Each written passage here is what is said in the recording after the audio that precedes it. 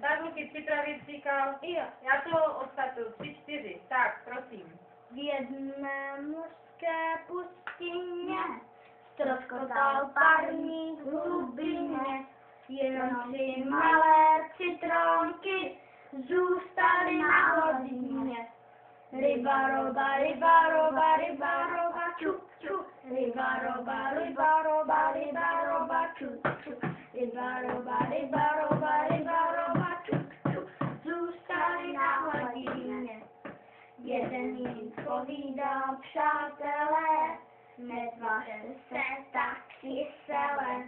Vždyť je to přece veselé, že nám napřímo zimo je tvoře celé. Ryba, roba, ryba, roba, ryba, roba, čup, čup. Ryba, roba, ryba, roba, ryba, roba, čup, čup. Ryba, roba, ryba, roba, ryba, roba, čup, čup. Zůstaly na hladině moře celé. A tak se citronky plavily dál, jeden jim k tomu na kytaru hrál. A tak se plavili do dály, až na ostrov korálový.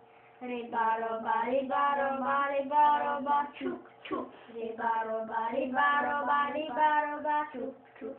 Ryba, roba, ryba, roba, ryba, roba, čup, čup. Zůstali na hladině.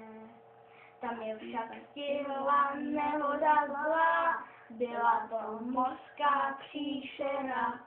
Sežrala citronky i s kůrou, zatočila, tak spala důmou. Ryba, roba, ryba, roba, ryba, roba, čup, čup. Ryba, roba, ryba, roba, ryba, roba, čup, čup. Ryba, roba, ryba, roba, ryba, roba, čup, čup. Zůstali na hladině. Výborně!